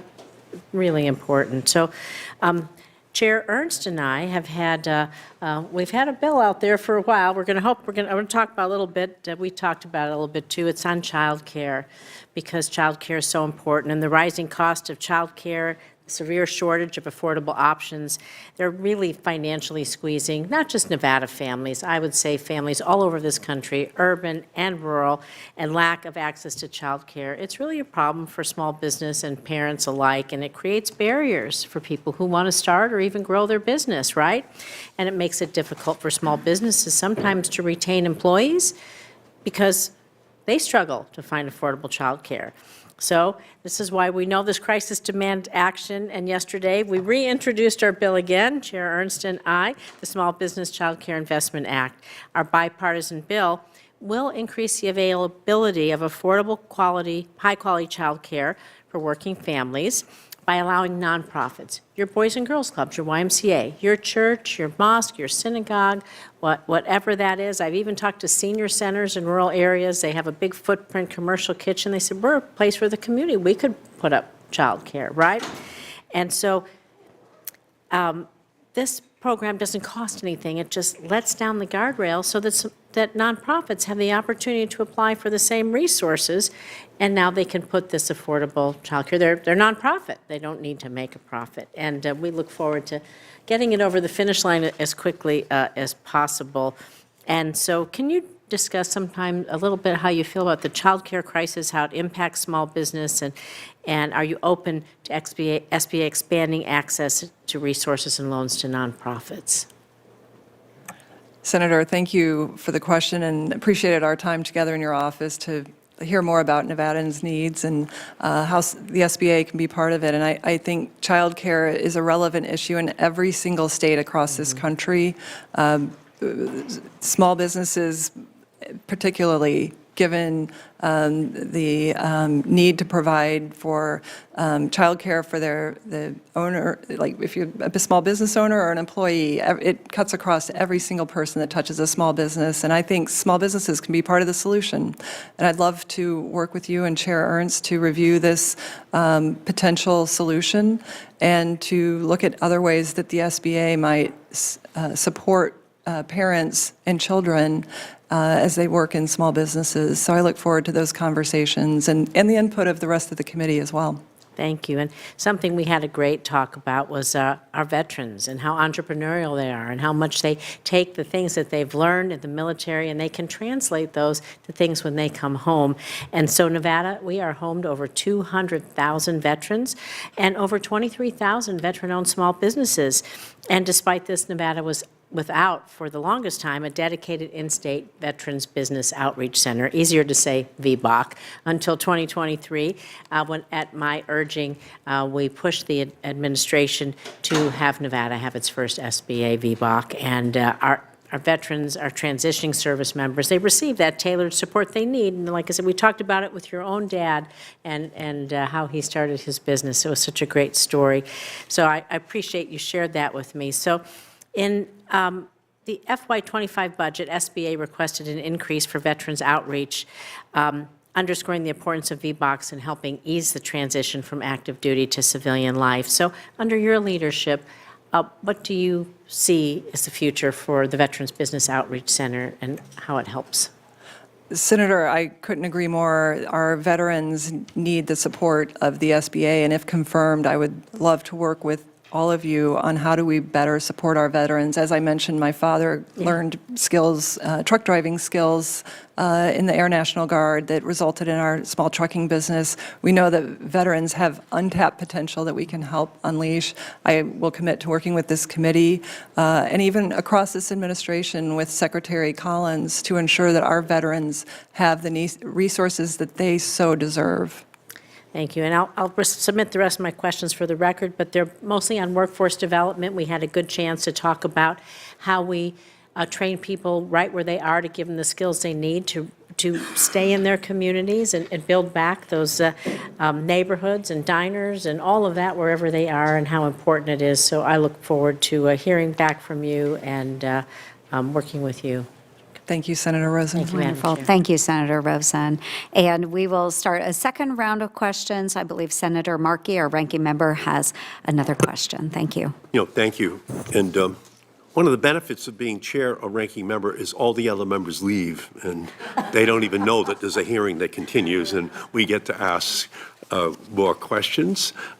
So earlier, one of the Republican senators asked you, Senator, about the DEI executive orders and mentioned Section 8A for socially and economically disadvantaged small businesses, that it was deemed unconstitutional. It was not deemed unconstitutional. The application process had to change, and the program continues. So if with that clarification, earlier you said, Senator, that President Trump's executive order overturned DEI SBA programs. And again, 8A for socially and economically disadvantaged small businesses, it's codified. So in your opinion, does an executive order overturn a law that was put on the books by this committee on a bipartisan basis? Ranking Member Markey, thank you for the question. I think the important thing to note here is I support President Trump's executive order overturning DEI programs, but I've also committed to following the law. Okay, I'm sorry, Kim. Yeah, please, no. Yes, I've committed to following the law. We will work with the administration to ensure that all Americans have access to the programs that exist in the Small Business Administration under the law, and we'll continue to keep this committee updated as to any modifications as we go. So do you believe the law does, in fact, an executive order does, in fact, overturn a law passed by the House and Senate and signed by a president? Is that your conclusion, that President Trump is right and that all DEI programs are now removed? Ranking Member Markey, I've committed to you that I will uphold the law in all the programs, and we will communicate any changes to the programs to this committee. You believe that, therefore, that you're authorized to change DEI programs because of an executive order, even though it's statutorily mandated that those programs are on the books? I support President Trump's executive orders, and we will ensure that we follow the law in the administration of this SBA. Okay, well, the Small Business Administration administers a number of programs that aim to level the playing field for entrepreneurs from underserved communities that have faced historical barriers to small business ownership due to discrimination and prejudice. The programs that this committee has put on the books include the service-disabled, veterans-owned small businesses, women's business centers, and 8A business development programs for disadvantage. And these programs and many others like them are codified into statute. And recent actions by President Trump seek to rescind these so-called DEI initiatives, but as administrator, President Trump's executive order would also direct you to terminate diversity, equity, inclusion, and accessibility positions at SBA. And in light of that, we just have to remember that executive orders cannot change or rescind congressional mandates. We are the Article 1 branch of government. When those redcoats were going down Massachusetts Avenue in Massachusetts, and the Minutemen and women came out in Lexington and Concord, they were saying no taxation without representation. They already had a king. They could pick a prime minister or a president, but they were going to have a House and Senate, which is why we're Article 1 in the Constitution. That's what the Minutemen and women all across our country were fighting for.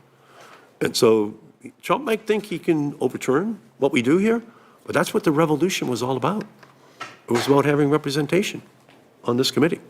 And you may say that you're going to support him and that he's the law, but he's not the law, okay? And I just want to continue this conversation with you because I just think that there has to be an understanding that supporting women-owned businesses, Senator, I can assure you I will. Do you believe supporting women-owned businesses is DEI? Senator, I've never said that. Senator, I can assure you that I will uphold the law. I was a women-owned business. I had a majority minority women-owned business for a decade. I understand the importance of it. By having a well-functioning agency is the best way that we can assure that there is more access to these programs by a diverse range of communities without picking winners and losers. That's what the American people want. That's why President Trump won in a landslide, because the American people want fairness and merit brought back, and you and I have discussed that in your office. That's what this country is about. But you do understand that it has to be the Congress that changes the laws. It can't be done by executive order? Yes, Senator, I will uphold the law. Okay, thank you. Thank you. Thank you, Ranking Member Markey. And I'll make some comments to this discussion as well. And we know that there are many programs that are codified. They are in law, and you will uphold the law, and I appreciate that answer. Unfortunately, what we did see during the Biden administration was through a lot of supplemental movement from the administration, they did put into place different DEI programs within the SBA. So the executive order is likely to immediately roll back the Biden-era DEI mandates that were supplemental. but those that are not legally binding. So yes, I anticipate that you will follow the law, Senator Loeffler, should you be confirmed, and you're well on your way. I will assume your confirmation, not you. But again, there are many things that President Biden took within his own action, his own prerogative within the SBA that was not codified nor approved by this committee.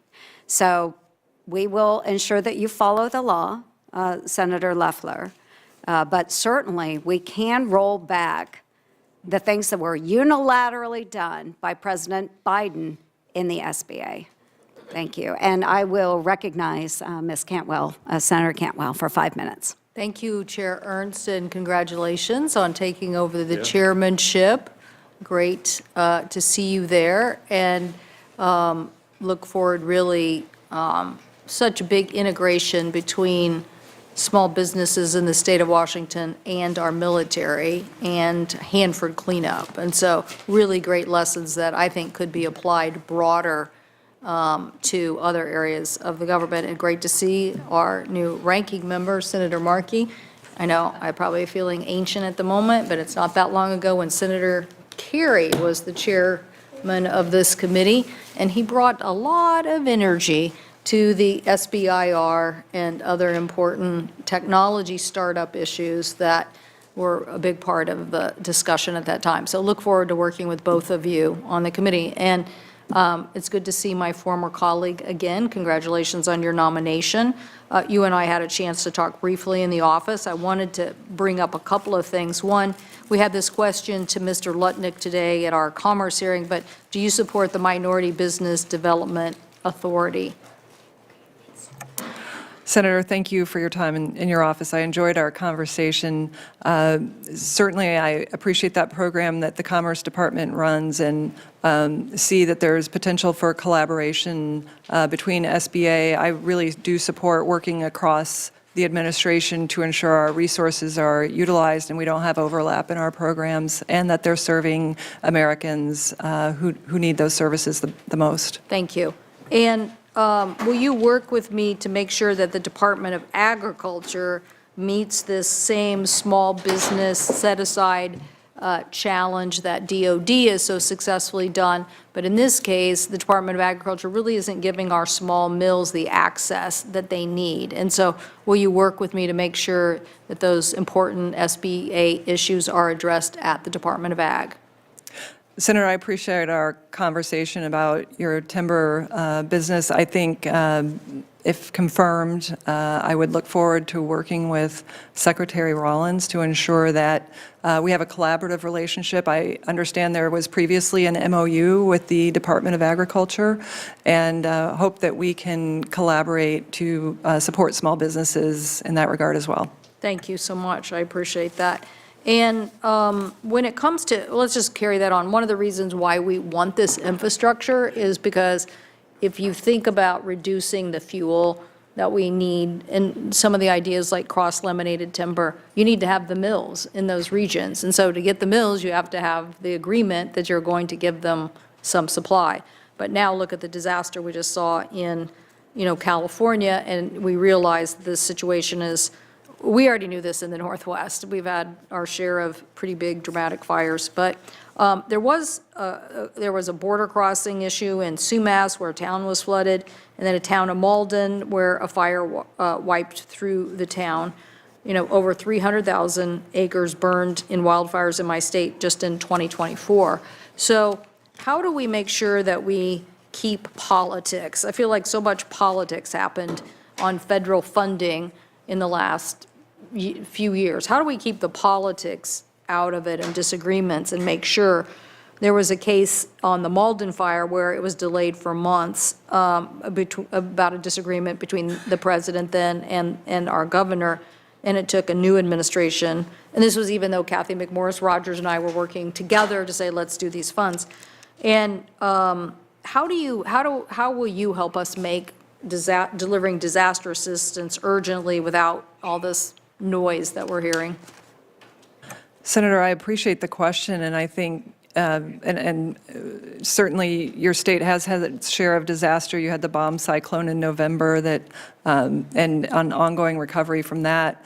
I think Americans were stunned by the politicization of the hurricane response under FEMA, where they refused to go to homes with Trump signs in the front yards. Americans want to see the end to that. We should not be politicizing our disaster response. I think that that's something that we have to restore confidence in, and certainly the SBA will be working with the Trump administration to restore integrity to the relief efforts.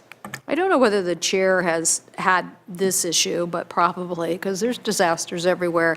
And that is this whole debate about the way the funding model works currently in taking care of communities who've experienced disasters. The urban communities, because they have density, are taken better care of, and the rural areas, although a rural community is a rural community. Sumas is an example. It's right by the border. It hangs together. If Sumas isn't there, I'm not sure we can sustain that border. What will happen is it'll get closed down, and then what? All the traffic will then have to go down I-5. So it's a bad idea. Or in the Met-Tal, we had an economy that was devastated, and people were like, no, we're not going to help you because you don't really have the same ratio. I'm like, it's a juggernaut of an economy. Just because it doesn't have density doesn't mean that it isn't a big problem. So the GAO concluded that the SBA needs to recognize that rural communities experience disasters differently. Not really differently, they're devastated. It's just they're not in the same density. So as we consider how to make SBA loans for small, vulnerable rural communities more viable, do you think businesses and homeowners, we want them to return to these areas. We don't want to see a community, in our case, these are communities that sit on close proximity to the Cascades, but they're a huge tourism economy for the whole state, so they have a big footprint. So what are your thoughts on how we implement this SBA change, working with our colleagues to get a better recognition of the economic impact that disadvantages rural communities? Well, Senator, I would love to work with you on that, to visit your state, to understand the dynamics there. I grew up in a rural community. I understand the unique characteristics of delivering relief. I mean, we lived in the heartland, lived through tornadoes, hailstorms, and other devastating efforts of recovery together as a community. And often the TV cameras weren't there. You're recovering on your own. So how can we better ensure that disaster relief isn't based on, as you mentioned, any politics or media profile, but where the relief is sorely needed to prop up and strengthen the economic stability of that tax base, of the community, the culture, the people, the generations that live there, and the industry that it supports. So I'd love to work with you on that, if confirmed. Thank you. Is that my time expired, Madam Chair? Thank you so much. Sorry to go on, but those are very important issues, and I so appreciate the opportunity to ask them and look forward to working on these with you. No, thank you, Senator Cantwell, and I would enjoy working with you on that as well, because yes, in the state of Iowa, we have had challenges with disaster recovery and the cost-to-benefit ratio. We have struggled with this for a very long time because of our rural areas. And just for the audience, if I can take the chair's prerogative here and share with you, we have many disasters, flooding in particular in Iowa, where many restaurants and downtown rural communities are destroyed.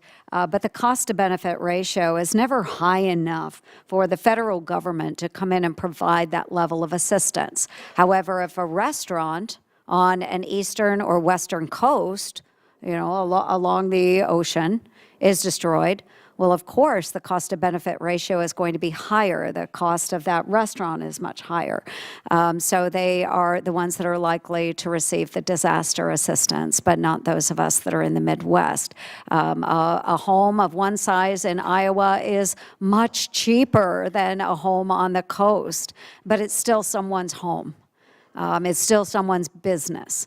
So I think that we have a lot of work to do in this area, and I'd be happy to partner with you on that. Well, thank you, Maria. Madam Chair. And I think the added thing that people don't realize is that it also is an economy that generates a lot of revenue for your state. It could be an ag economy, it could be a tourism economy, it could be, a community that offers something different. But if you take that out of, the middle of your state or wherever it is, because the ratio just hasn't been addressed correctly, then we're losing out on that big picture economics. So we have to get people to realize that relationship to the state overall should somehow be considered in the ratio. Yeah, absolutely. No, I thank you for that input, Senator Cantwell. And a number of issues were addressed today during this really productive hearing, and thank you for being here. And I want to thank President Trump for your nomination to the Small Business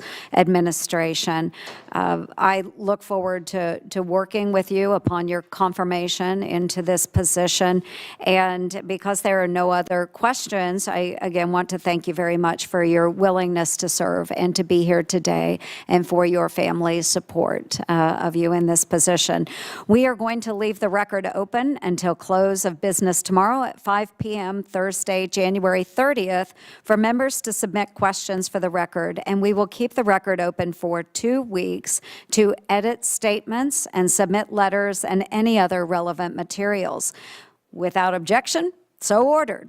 Senator Loeffler, we would appreciate your prompt response to any additional questions that are submitted. With that, the Committee on Small Business and Entrepreneurship stands adjourned.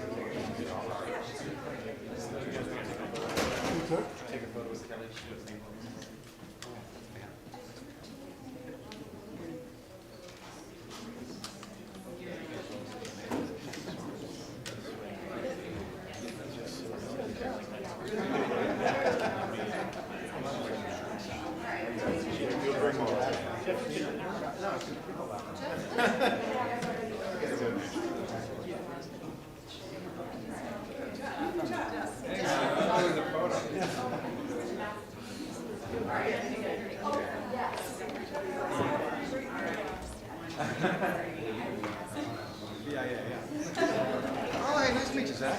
How's life in big city? Good. Wonderful.